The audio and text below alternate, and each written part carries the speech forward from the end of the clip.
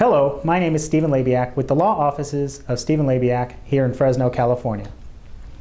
As you all may know, the Defense of Marriage Act defined marriage on a federal level as between one man and one woman.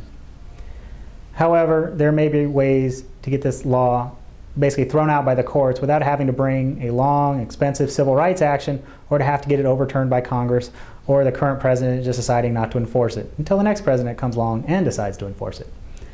One way this could happen is through bankruptcy court. Bankruptcy court is a court of federal jurisdiction. What that means is it's only federal. There's no state court that does bankruptcy. It's only a federal court. When you enter bankruptcy court, that federal court will look to your specific state to determine your qualifications of whether you can file bankruptcy or not. Normally, this is just applied to financial issues as to how much you make, your deductions, things like that.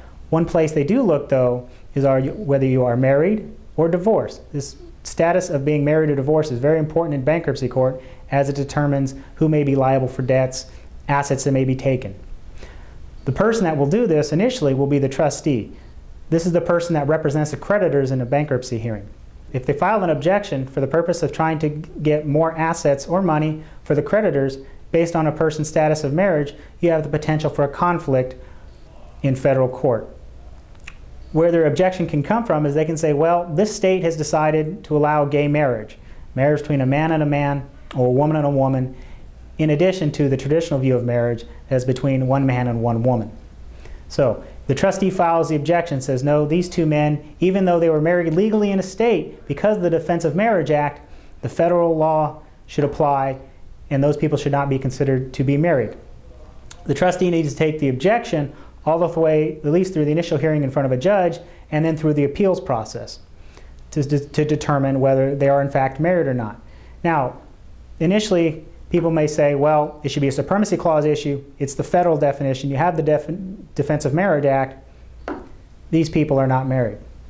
However, in bankruptcy court, traditionally, it has always used the state's definition. It uses the state's definition to determine whether people are divorced, so it should only follow that it should use a state definition to determine whether these people are married or not.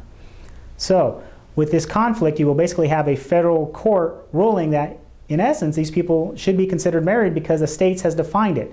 Now you have a federal court using a state's definition of marriage. While this may only apply in bankruptcy, it can then be used as a precedent, even though it's a different federal court, in other areas. For example, for Social Security, for pension, for any other place with a federal law where that law specifically has not said that this will only recognize between one man and one woman. Even then, if you wish to file a case based on a civil rights violation, you will already have a precedent set, at least in bankruptcy court, saying, no, we're going to use a state's definition of marriage between one man and one woman.